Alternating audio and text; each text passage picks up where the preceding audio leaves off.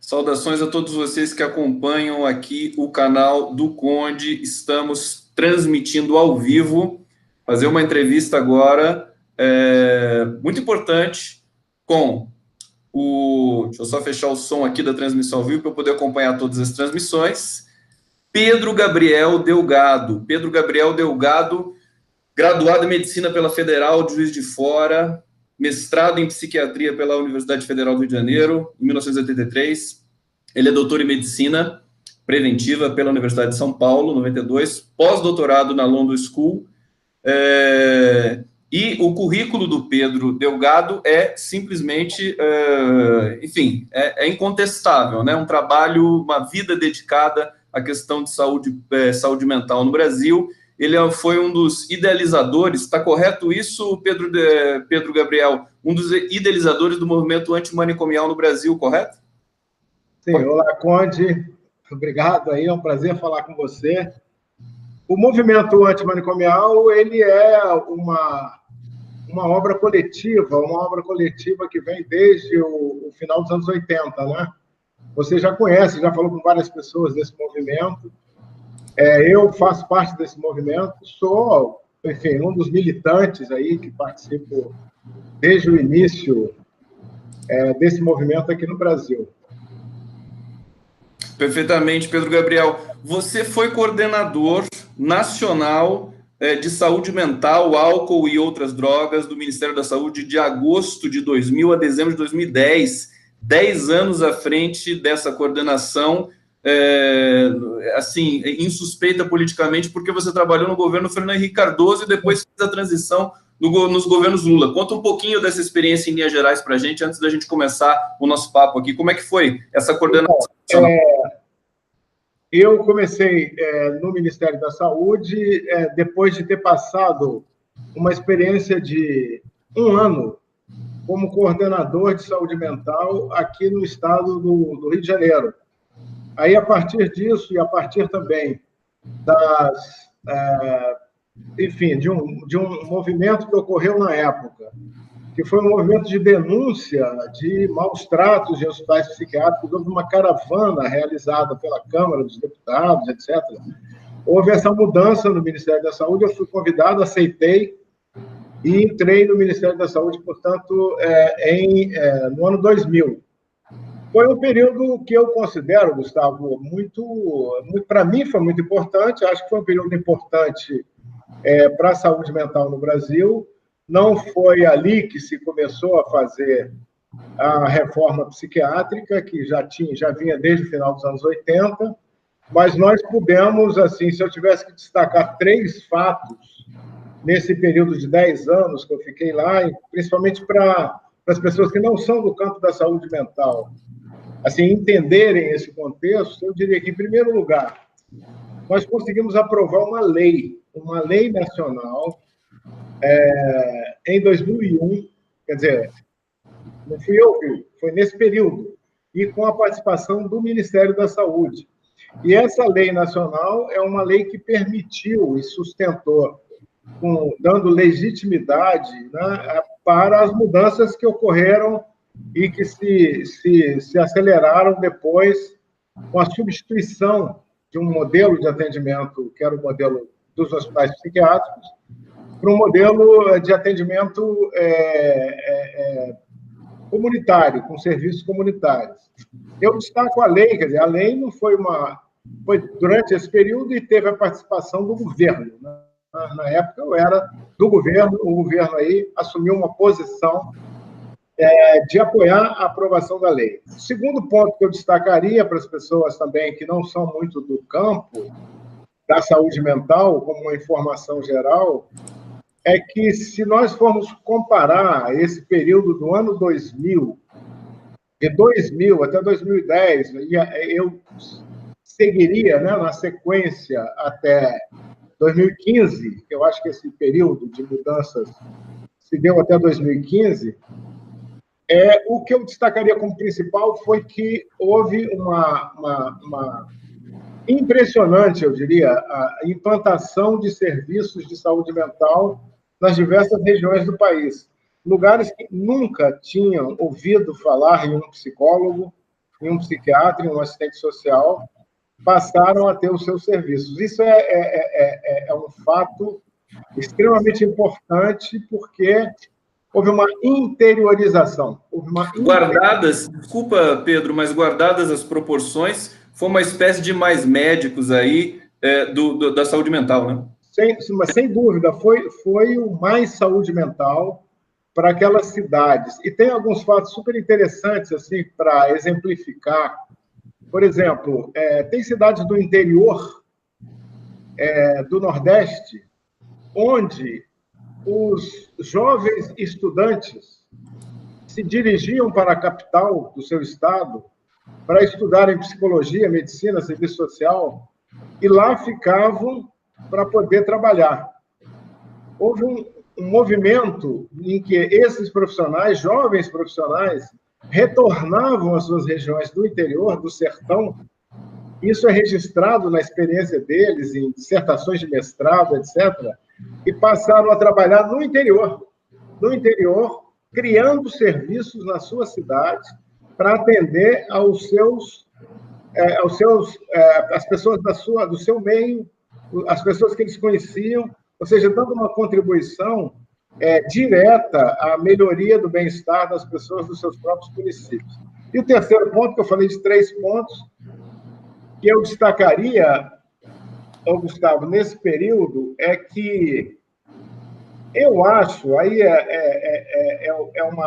digamos, é uma coisa um pouco maior do que a própria saúde mental, mas eu acho que o campo da saúde mental e da psiquiatria, nesse período, ele conseguiu abrir um diálogo sistemático e intenso com as questões sociais, com as questões institucionais mais graves, por exemplo, com a questão da violência, com a questão da população de rua, com a questão da desigualdade e iniquidade social. Quer dizer, a saúde mental do SUS, ligada ao SUS, ela se transformou em um recurso, de fato, para se entender e lidar melhor com as dificuldades de um país, com a iniquidade que tem o Brasil, entendeu?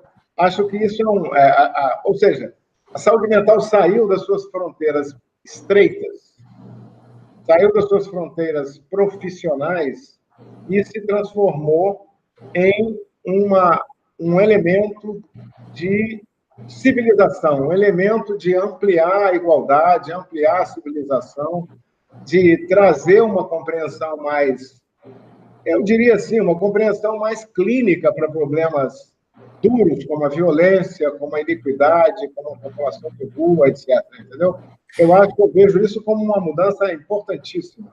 Importantíssima, Pedro Gabriel, e ela não veio da década de 90, acho que ela remonta até um pouco antes, né?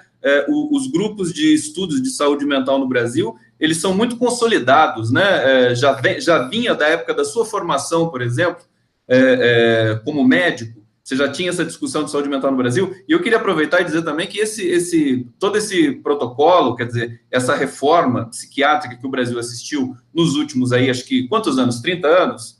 Mais ou menos? 30 a 35 anos, porque a gente pode passar isso final de 70, início de 80. Perfeitamente. Ela é reconhecida internacionalmente, né? Quer dizer, foi um processo muito virtuoso, como você disse aí, também de interações, intervenções junto à sociedade, quer dizer, extrapolou a mera discussão dentro do escopo da medicina de saúde pública. Nessa esteira aqui do que a gente está conversando, eu queria fazer uma primeira pergunta para você, que na verdade ela estende um pouco essa sua primeira intervenção, essa sua primeira resposta, né? Que a relação dos cidadãos, familiares que necessitam de algum tipo de assistência na dimensão da psiquiatria, no Brasil todo, né, da saúde mental, passa por um processo que mexe com afetos, com perdas, com esquecimentos, com memória, com a sobrevivência, com a dignidade. Nem de longe, então, é uma questão só uma questão só médica, né? Como você lidou com todos esses fatores, né, a partir da produção dessa política para o campo? Acho que é você avançar um pouco mais em tudo que você já vinha dizendo. Uma coisa interessantíssima que você acabou de falar é justamente processo virtuoso das pessoas descentralizando, né, o tratamento e buscando a formação e produzindo centros, né, que acho que tem a ver com o CAPS, né, que você podia até falar para a gente também. Sim, claro. Olha, você falou um elemento importante, Gustavo, do reconhecimento internacional. Isso para nós, do campo da saúde mental, é extremamente importante enfatizar essa questão do reconhecimento. Não é o reconhecimento internacional feito formalmente pelas organizações que lidam com a saúde pública no mundo. Quer dizer, até recentemente, como ilustração disso, a revista Lancet, que é a revista médica, digamos, mais importante, é uma das duas mais importantes do mundo, digamos, ela criou uma comissão, não é uma coisa comum, mas a Lancet faz isso de vez em quando, uma comissão que produziu um relatório sobre saúde mental no mundo, sobre os desafios, etc. E ainda, esse relatório foi lançado em dezembro de 2018, e foi lançado em língua portuguesa. Ele foi lançado para países de língua portuguesa, e agora em janeiro, em Lisboa. Ele menciona a transformação ocorrida no Brasil como um exemplo. Não quer dizer que não menciona que não haja problemas. Problemas existem, mas menciona como, digamos, a metodologia, o modo de fazer, a amplitude da mudança, que é um país continental, um país com uma população imensa, heterogêneo, né? Heterogêneo, desigual, com problemas sociais muito graves. Então, esse reconhecimento internacional, ele existe, permanece existindo, e eu acho que é uma das coisas importantes. Agora, você estava falando sobre a questão de como dialogar realmente, como estabelecer esse diálogo da saúde mental com a vida diária, é isso? Com a vida cotidiana, com o problema das pessoas e tal.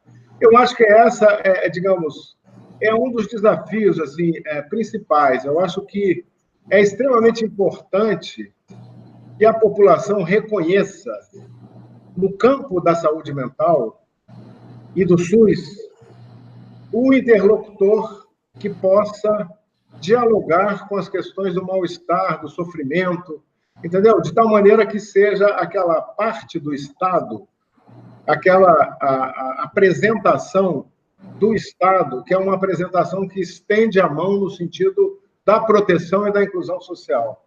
Eu acho que isso nós fizemos. Se você fizemos parcialmente, óbvio, com limitações. Eu me lembro dos enfrentamentos, que eu acho que é importante falar desses enfrentamentos, quando se começou a fazer a expansão dos CAPs, que são os Centros de Atenção Psicossocial. Olha, eu vivi situações como gestor, onde inaugurava-se um serviço desse tipo numa cidade do interior, de um estado qualquer do país, mas principalmente de estados mais carentes, e quando havia mudança política da prefeitura, ocorreram algumas situações em que o novo prefeito, por ser ligado a um outro partido, fechava o serviço. Isso ocorreu em algumas situações. Em todas essas situações em que isso ocorreu, a população, os familiares e os usuários, principalmente, tomaram o CAPS, ficaram no CAPS e mantiveram o CAPS em funcionamento. Então, tem alguns exemplos dessa situação, de que o CAPS era visto como algo que poderia, de fato, propiciar um espaço de acolhimento, como nós gostamos de dizer, de acolhimento para o sofrimento, para o tratamento dos transtornos mentais, mas para o sofrimento também daquilo que o dia a dia de uma vida penosa, de uma vida difícil, etc. Isso foi extremamente reconhecido pela população. Eu acho que a força que tem desse serviço advém desse reconhecimento.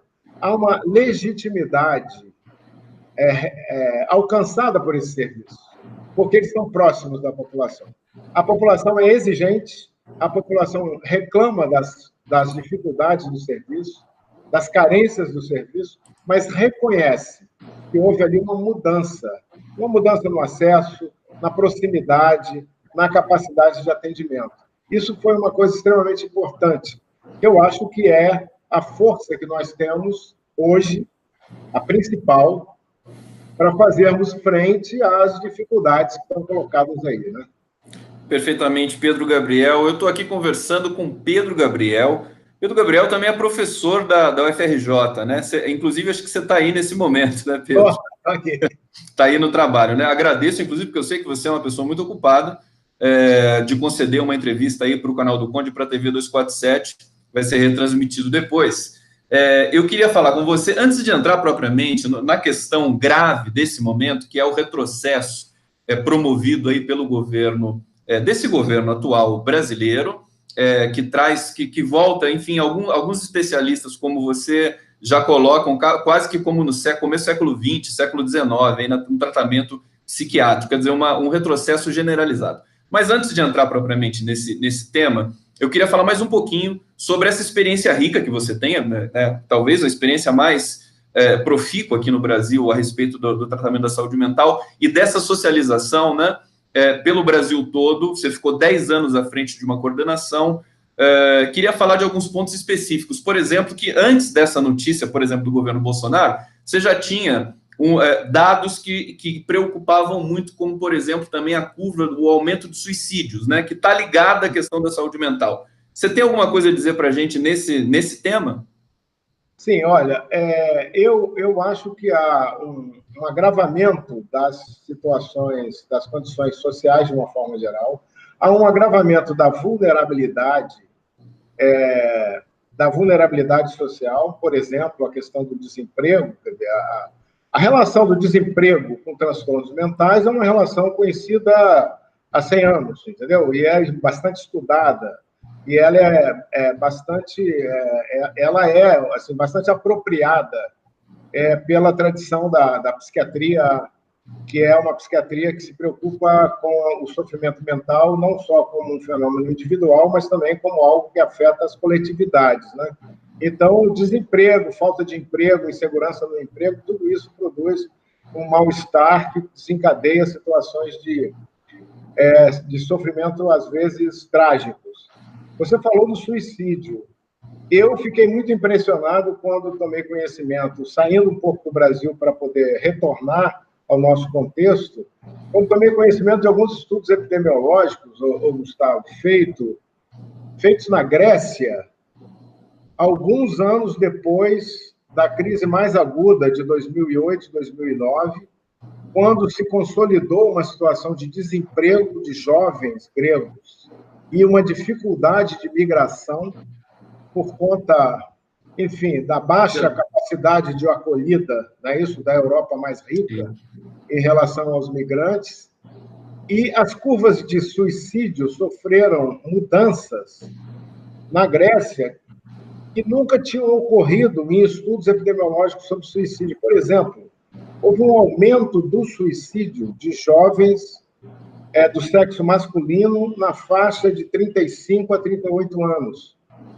Nessa faixa de idade, onde eles, de fato, você pode pensar que estavam há anos buscando uma oportunidade de trabalho e não encontravam. Esses estudos, eles relacionaram essa questão à situação da crise econômica e do desemprego, essencialmente do desemprego que ocorreu lá.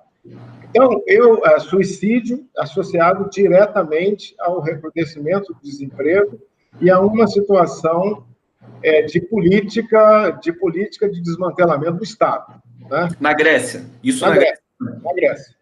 Pois bem, voltando ao Brasil. O Brasil não é um país que tenha índices alarmantes de suicídio, do ponto de vista da comparação internacional. Entretanto, esses índices vêm aumentando, eles são absolutamente preocupantes.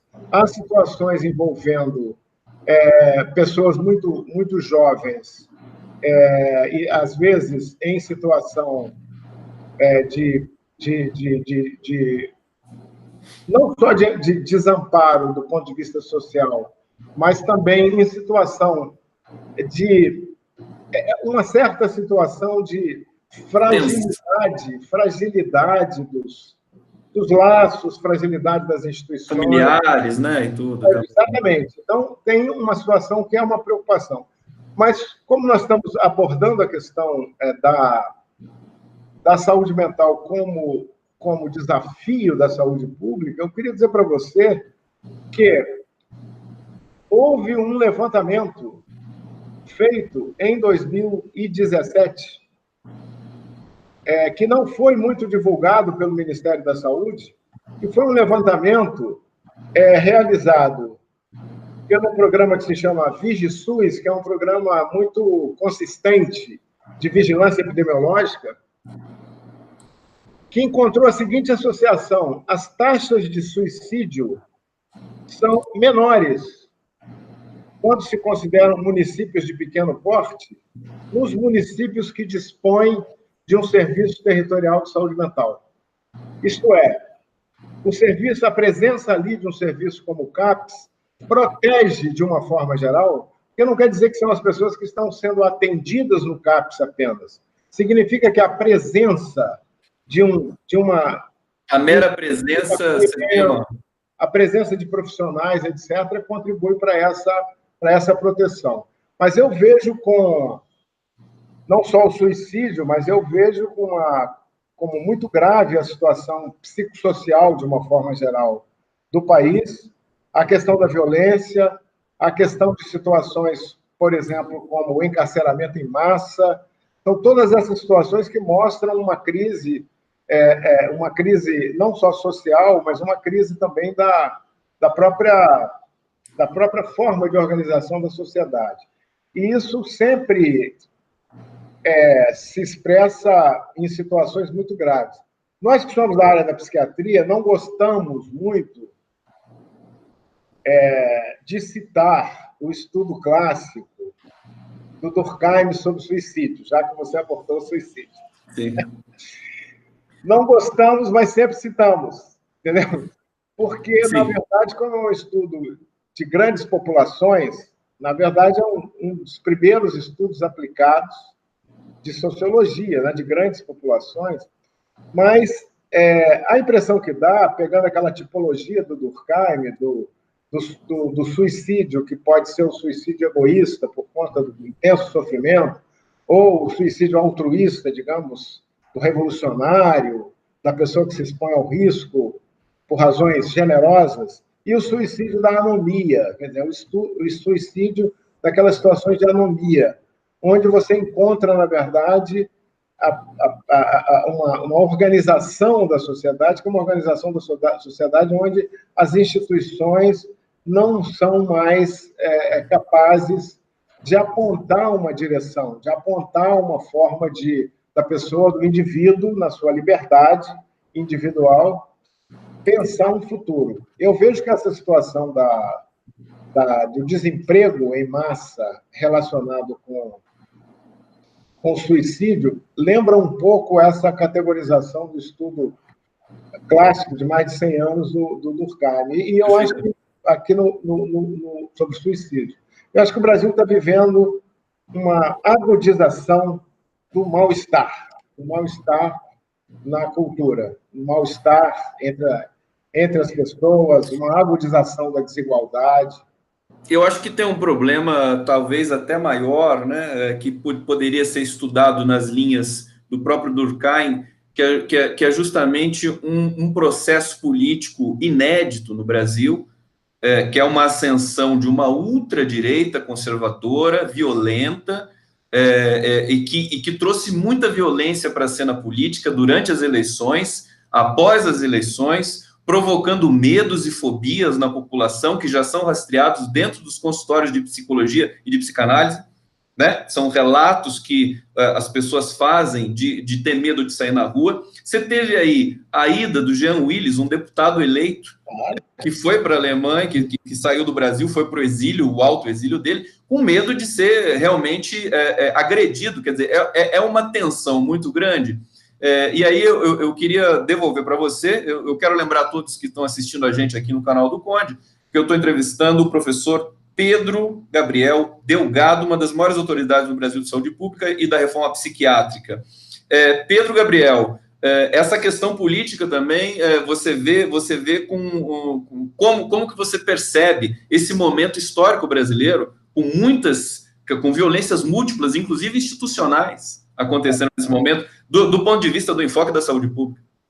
Então, todos nós estamos afetados por essa situação que é de absoluta anormalidade, né? Do ponto de vista da organização das instituições, organização social, etc. Todos nós. Não só as pessoas que são do campo mais democrático, que se preocupam com a questão especificamente, que tem o tema da democracia como um tema importante nas suas vidas, mas todas as pessoas. Na minha profissão, eu escuto histórias das pessoas, as pessoas relatam a sua experiência e buscando saber até que ponto aquela experiência está afetando e de que forma está afetando o seu bem-estar psíquico. E eu posso dizer para você que é absolutamente recorrente, pessoas que associam o seu mal-estar a essa sensação de desamparo que uma situação institucional como a que nós estamos vivendo acarreta. Não só pessoas, digamos assim, do campo mais da militância democrática, pessoas de uma forma geral, pessoas que dizem, por exemplo, vou reviver aqui um relato ouvido ontem, pessoas que têm que se desligar de redes sociais, se desligar de televisão, se desligar para suportar atravessar a semana, tentando viver uma situação de não tomar conhecimento do que se passa, justamente por causa das situações que são inéditas. Se você pensar o conjunto de situações, você não pode dizer que isso sempre aconteceu. Você não pode dizer que um país, por exemplo, que está vivendo a iminência de se envolver num conflito com um país vizinho, coisa que não ocorreu. Eu estava falando com alguns amigos psiquiatras portugueses. Falei, olha, o Brasil não entra. A última guerra que o Brasil entrou foi na metade do século XIX. Entendeu? Na metade, isso uma carnificina, né? E foi uma carnificina. E foi uma guerra imperialista. Como se desenha agora uma guerra também. Quer dizer, não sei se... Eu não acho que vai ocorrer essa guerra, mas eu acho que ela está colocada no cenário. Hoje a gente tem uma situação, você tem corte de energia, você tem fechamento de fronteira, uma situação perigosa. Uma situação perigosa, uma situação paranoica, porque é uma situação onde tem sempre uma coisa do inimigo externo, esse inimigo externo pode estar também aqui dentro, uma situação de ameaças, onde as ameaças que estão sendo realizadas na relação interpessoal, no dia a dia da relação interpessoal, ganharam uma outra tonalidade, uma outra natureza, entendeu? Não é mais aquela situação de que você ficou com antipatia do seu colega de trabalho, respondeu... Talvez se pudesse dizer, desculpa, Pedro Gabriel, mas assim, que você tem uma crise subjetiva de grande densidade nesse momento no país inteiro, justamente pelo intertexto que você está acusando aí. São muitas ameaças transversais, né? São muitas ameaças transversais. Por outro lado, tem também o trabalho na universidade. Bom, a universidade é, por definição, um campo de coisas plurais, ideias plurais, mas é também um campo de debate. Ele é um campo de debate. Aqui interessa a ideia diferente do outro para se colocar em debate e tal. Pois bem, há uma ameaça colocada explicitamente pelo governo atual em relação às universidades. Não é colocado como... É colocado como uma ameaça explícita, dita por um ministro da Educação, que se coloca como um inimigo da universidade, não é isso? Ele se coloca assim, como inimigo da universidade. Então, estou falando assim, no meu ambiente. Agora, em todos os ambientes, quem trabalha em saúde pública, quem trabalha no Rio em serviços de saúde, provavelmente não recebeu o salário de janeiro, entendeu? E não sabe se vai receber a outra metade do 13º salário que ainda não recebeu. Então, São muitas situações muito instáveis, de muita ameaça, que deixam as pessoas literalmente com os nervos à flor da pele. Então, eu acho que o ambiente de tensão está um ambiente absolutamente com uma força, uma intensidade que não é a mesma que existia, digamos, no mal-estar da contemporaneidade. Na própria ditadura militar, né? É uma situação, você que acho que experimentou também as agruras da ditadura militar. Eu sou de uma geração que passei pela ditadura militar. É claro que são situações históricas diferentes, mas que guardam muita semelhança. A principal delas, eu acho que é essa insegurança absoluta em relação à institucionalidade democrática. É uma insegurança.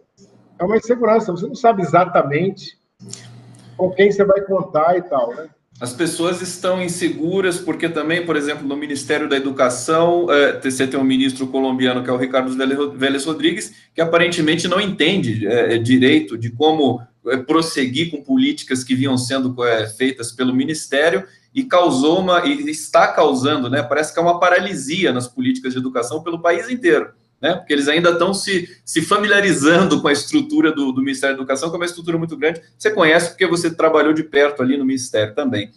No Ministério da Saúde, né? Que a sua coordenação foi ligada ao Ministério da Saúde. Da saúde.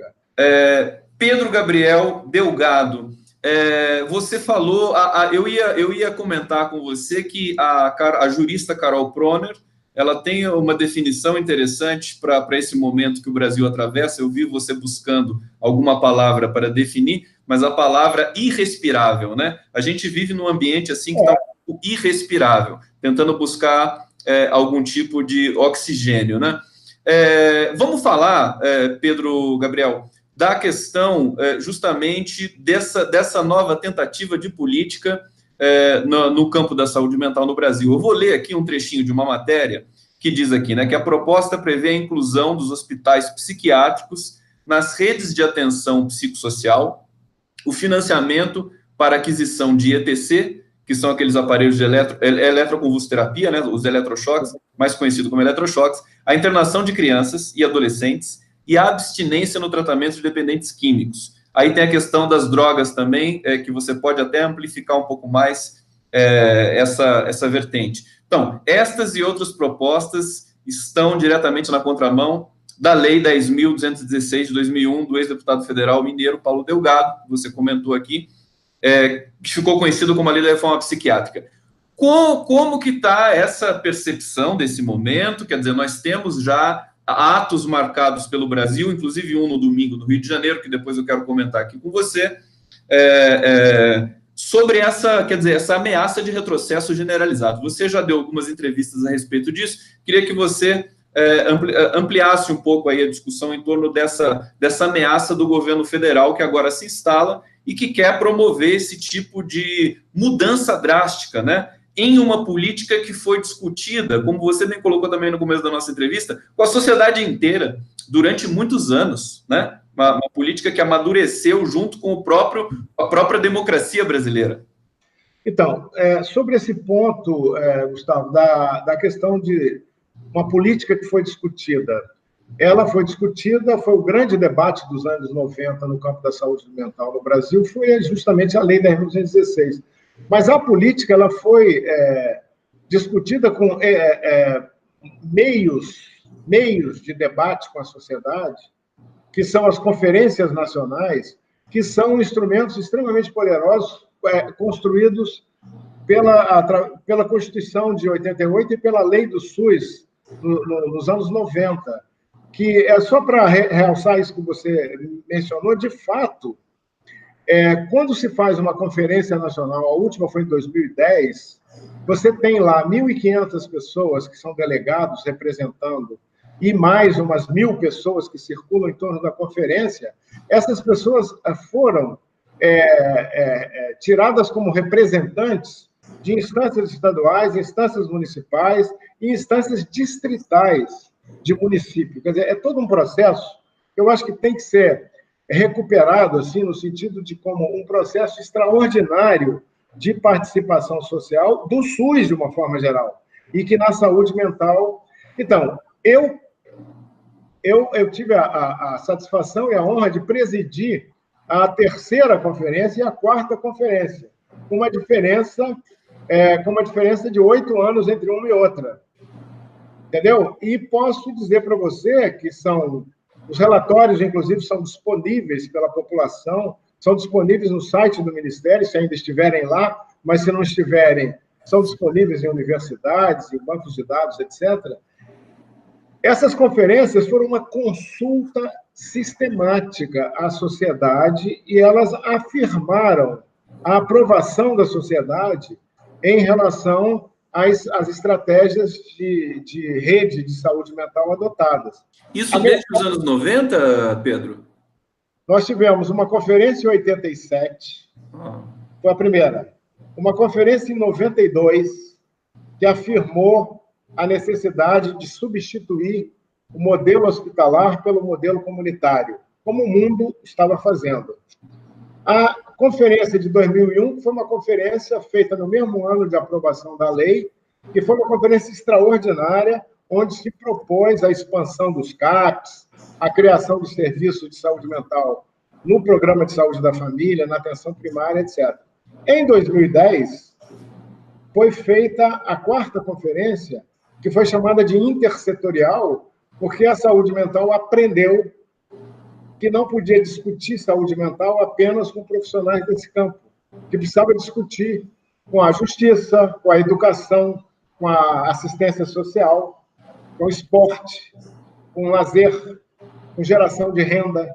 Então, foi uma conferência muito importante. Então, e não só importante, mas o principal que eu acho é que ela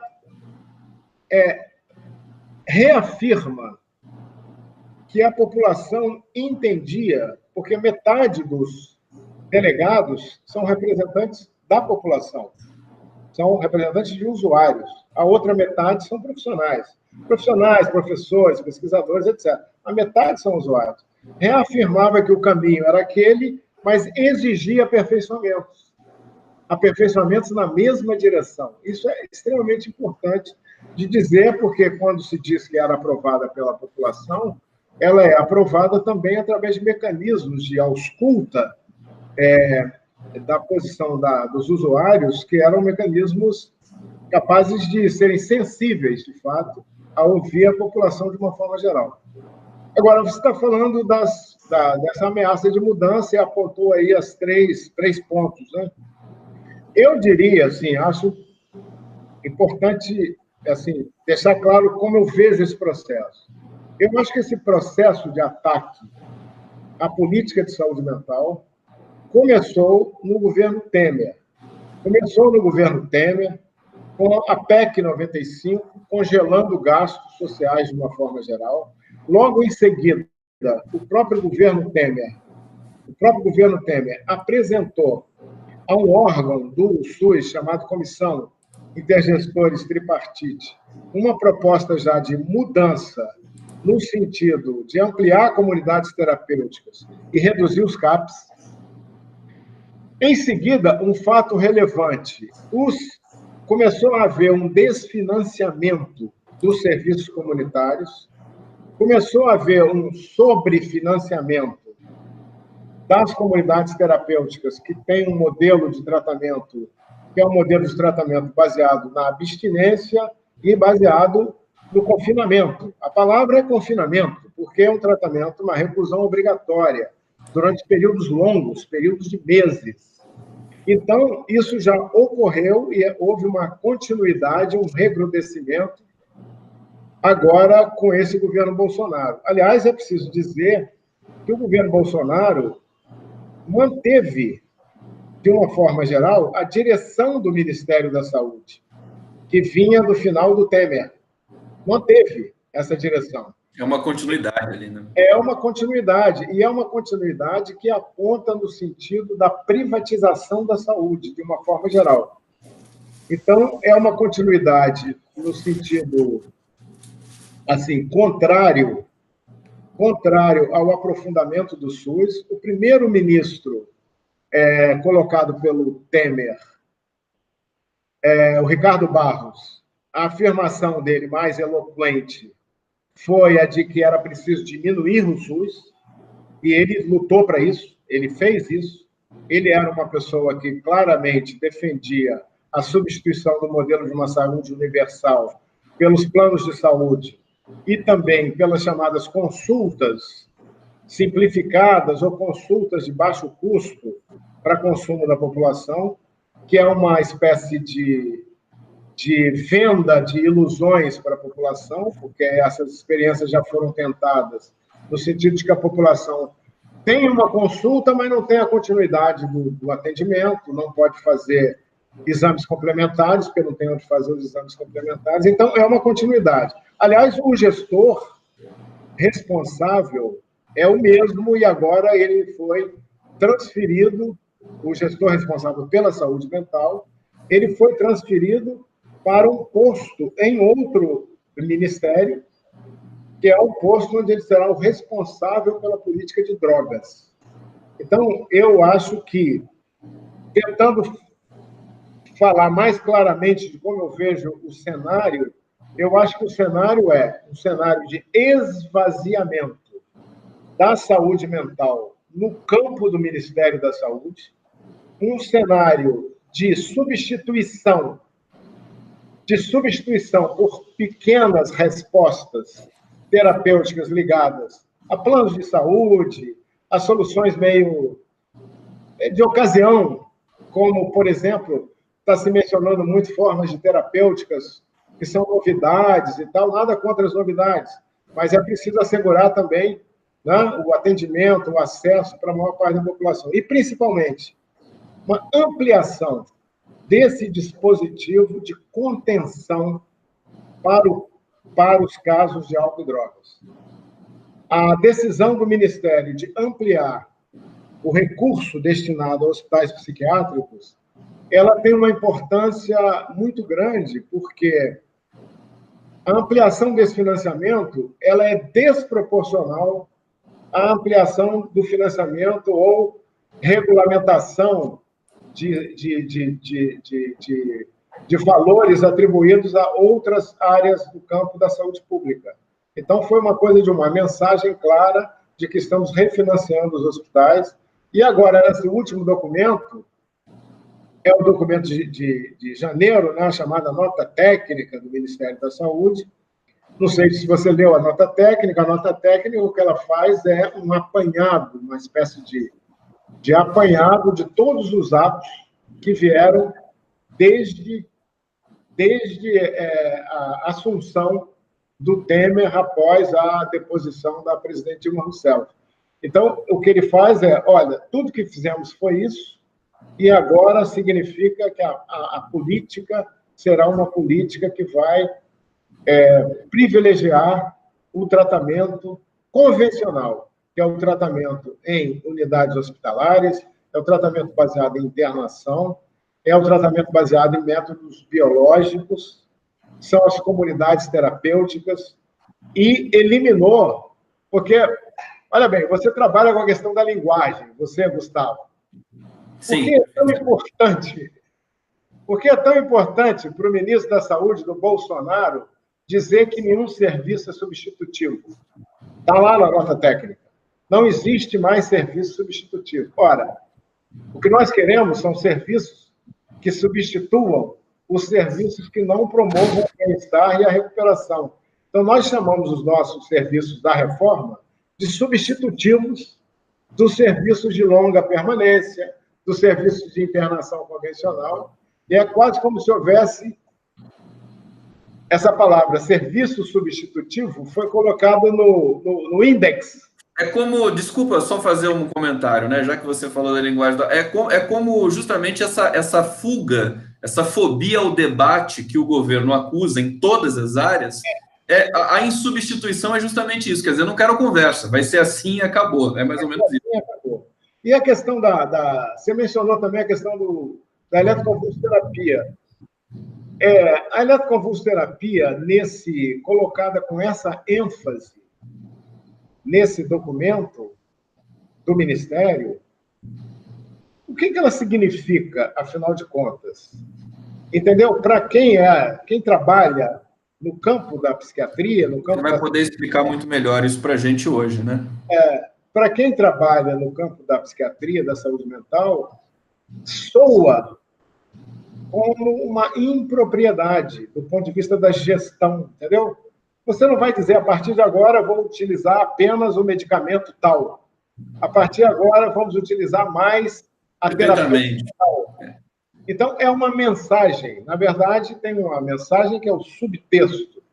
O subtexto é o aceno que esse ministério faz, e aí eu considero que é um aceno totalmente ideológico que esse ministério faz para mostrar que a psiquiatria retornará às suas raízes biológicas. Vai voltar às suas origens, né? Às suas origens biológicas, tratamento moral com o confinamento e as origens biológicas. Ora, porque não tem sentido, na verdade não tem sentido. Não tem sentido na questão do financiamento e significa apenas uma mensagem para dizer, a partir de agora, são os tratamentos biológicos, etc, etc.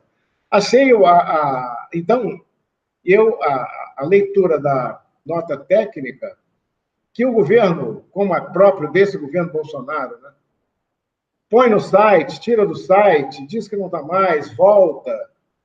Esse movimento, na verdade, é um certo movimento de confundir, na verdade, as pessoas, justamente para impedir o debate.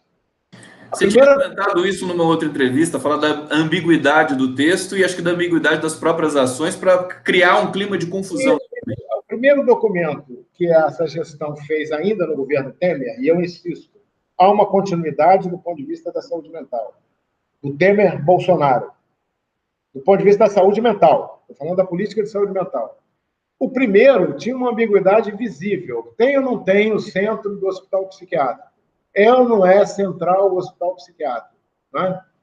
Esse daí, ele reafirma, primeiro, usa palavras no sentido de colocar, na verdade, posições que são posições de força. Ele diz assim, é uma nova saúde mental, é uma nova psiquiatria. E propõe métodos que são métodos de uma psiquiatria mais antiga. Porque a nova psiquiatria, não estou dizendo que esses métodos não sejam úteis, ainda em casos raros, em casos excepcionais, a serem utilizados hoje em dia. Mas o que ele aponta como método é tratamentos biológicos, hospital psiquiátrico, internação de crianças e adolescentes. Por que a ênfase em internação de crianças e adolescentes? Por que crianças e adolescentes não poderiam, como tem sido tentado e feito, serem acolhidos em serviços comunitários que tenham leito de referência ou em hospitais gerais, em serviços de hospital geral?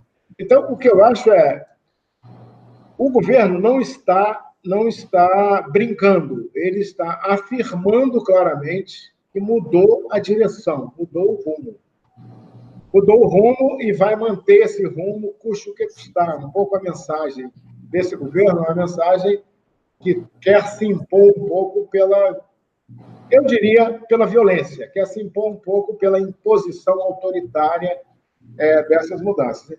Eu vejo, hoje tive aqui, não foi nem nada, não discutimos esse ponto hoje, mas fazendo reunião aqui com familiares de usuários de serviços, há uma preocupação, essa preocupação, isso causa um impacto imediato, porque os familiares ficam logo inseguros. Os serviços vão continuar ou não vão continuar? Porque os seus parentes que precisam de atendimento estão em serviços cujos profissionais não estão recebendo, ou estão recebendo de forma muito irregular, em serviços que estão sendo desarticulados, e, ao mesmo tempo, leem essa informação de que vai mudar tudo, de que volta o hospital, de que volta o hospital como centro do sistema. Então, eu acho que a gente está vivendo um momento decisivo. O momento é um momento ou resiste, ou constrói uma resistência para valer, ou, de fato, o retrocesso no campo da saúde mental ele vai se instalar de uma maneira devastadora. Pedro Gabriel Delgado, a gente vai se encaminhando aqui já para o final de uma conversa que é muito produtiva aqui, chegando a quase 1 hora de entrevista. Eu queria, sobre a sua fala, precisa de muita resistência. A informação que eu tenho, não sendo especialista, é que o campo da saúde mental e ligado à reforma psiquiátrica no Brasil é muito forte, muito combativo, né? Acho que vocês têm uma conexão, né, inclusive com as próprias conquistas democráticas, porque é um campo que exige muito isso, né? Como você falou, questões sociais, né? E o que é muito interessante, que você colocou num dado momento aí da sua resposta, da sua fala, no último congresso que teve aí vários setores da sociedade participando em 2010, e a gente percebe hoje que quase que uma judicialização também desse protocolo aí, da assistência, né, da saúde mental no Brasil. Tem uma frase aqui que eu queria que você comentasse, que também de uma pessoa ligada ao setor, que é o Rogério Giannini. Ele preside atualmente o Conselho Federal de Psicologia. Ele disse, tem uma frase de muito impacto, que é: manicômio dá muito lucro. Você acha que tem alguma questão nesse assédio, basicamente, do governo Bolsonaro, numa questão econômica, quer dizer, querendo promover algum tipo de favorecimento, porque acho que existe uma crise temporal, né? O trabalho que a reforma psiquiátrica e a luta antimanicomial no Brasil produziu tem a ver com o tempo, né? Tem a ver com você poder estar junto das pessoas, né? É uma coisa que demanda capacidade, demanda paciência e demanda muita elaboração. E essa questão da insubstituição também que você colocou é aquela questão mais da rapidez, né? De querer resolver e que não resolve nada. Queria que você falasse do aspecto da justiça, que está junto com o pacote aí também do Ministério da Justiça nesse momento, que está tudo meio que ligado, e a questão da exploração de hospitais psiquiátricos. Você teria... Acho super importante falar da questão da justiça. Eu acho que... Bom, andando um pouco para o campo da nossa crise política hoje, eu acho que hoje nós temos um Estado que foi capturado por juízes, generais e banqueiros. Estão indo para um campo puramente político. Então, nesse sentido também, você tem, do ponto de vista dos banqueiros, um modelo de desfinanciamento do SUS, porque o que se quer, na verdade, é desfinanciar o sistema de saúde, desfinanciar a previdência social, submetendo as pessoas, de fato, à possibilidade de uma velhice totalmente desamparada, como ocorreu no Chile e em outros lugares. Do ponto de vista da justiça, existe uma intromissão, de fato, da justiça nos aspectos da vida política e da vida cotidiana das pessoas. Então, eu acho que, desde a Constituição de 88 para cá, que eu sempre me refiro à Constituição de 88 como a que possibilitou a reforma psiquiátrica, embora a reforma psiquiátrica já tenha começado anteriormente, e tem também os seus antecessores ilustres, como Anísio da Silveira, Ulisses Pernambucano, etc., né, de outras décadas. Mas foi a Constituição de 88 que permitiu. Eu acho que, desde a Constituição de 88, nós não vivíamos um problema assim, tão aparentemente insolúvel com a questão da justiça e Ministério Público. Então, há uma intromissão, de fato, uma intromissão na política, uma intromissão na vida diária, e, do ponto de vista da questão da saúde mental, uma judicialização, por exemplo, da questão da internação compulsória. A internação compulsória como uma banalização da internação compulsória. Então, eu acho que nós temos acho que a saúde mental, ela acaba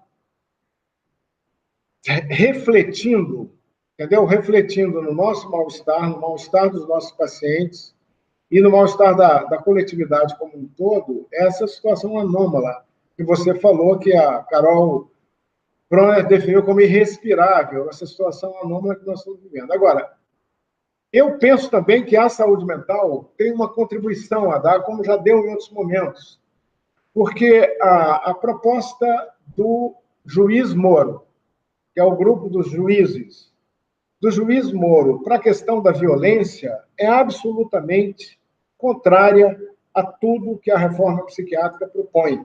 É uma reforma que criminaliza o conflito, que criminaliza o mal-estar, que promove a questão do encarceramento em massa. Encarceramento em massa é uma questão da saúde mental no mundo, em vários lugares do mundo. E, portanto, é uma dos obstáculos que nós temos também que enfrentar. Mas, por outro lado, eu entendo que a saúde mental pode e tem elementos para enfrentar esse debate, enfrentar de frente esse debate, e ela é forte no sentido da mobilização. Aliás, isso me faz lembrar, domingo tem, de fato, uma manifestação importante no período do Carnaval, que é uma homenagem ao Lima Barreto. Quem foi o Lima Barreto? O Lima Barreto, um extraordinário escritor que passou 2 vezes pelo manicômio, teve 2 passagens pelo manicômio, mas, fundamentalmente, ele sofreu foi o preconceito de cor, o preconceito da origem humilde e também o preconceito pelas 2 internações que ele teve aqui ao lado. Nós estamos ao lado aqui do Hospício Nacional de Alienados. E essa comemoração será no bloco de carnaval chamado Tapirando Pirado Pirou, né? Que vai homenagear o Lima Barreto. Então, essas manifestações culturais, elas mostram também a força, a pujança e, de certa maneira, até a resiliência desse nosso segmento da saúde mental. Pedro Gabriel Delgado, um prazer imenso conversar com você, uma honra conversar com você. Acho que esse link, essa conexão com a arte, né? Você está colocando aí a presença, a homenagem ao Lima Barreto, esse ato tão importante que vai acontecer no domingo, essa resistência, resiliência dos profissionais de saúde mental pelo Brasil inteiro, muito importante. Acho que esse recado que você deixa, técnico, histórico, aliás, ia te perguntar, né? Toda essa saga aí de consolidação de uma política elogiada no mundo inteiro de saúde mental no Brasil, isso poderia ir para livro. Já tem livro isso? Podia fazer um livro. Tem artigos, tem vários artigos. Agora, tem muitas dissertações de mestrado, teses de doutorado. Na verdade, a gente tem uma produção grande no nosso campo, mas é uma produção que eu entendo a sua pergunta, no sentido de que ela é muito mais voltada para o próprio campo do que para a população de uma forma geral. Porque tem questões que são questões de ordem afetiva, né? Como você está... Claro, totalmente. Tem uma aventura, né? Tem uma aventura que foi vivida para construir essa rede de atenção psicossocial, como nós chamamos. Nós usamos a expressão atenção psicossocial para mostrar que é alguma coisa que envolve o cotidiano, a vida das pessoas, as fantasias, o emprego, o desemprego, a violência, todas as coisas que estão na vida da pessoa, né? Pedro Gabriel Delgado, eu te agradeço imensamente pela entrevista. Muito obrigado. Espero, em breve, conversar com novas boas notícias, quem sabe, sobre a questão de saúde mental no Brasil. Te agradeço e te devolvo para fazer as considerações finais aí. Um grande abraço para você, meu querido Pedro Gabriel Delgado. Okay. Obrigado, Gustavo.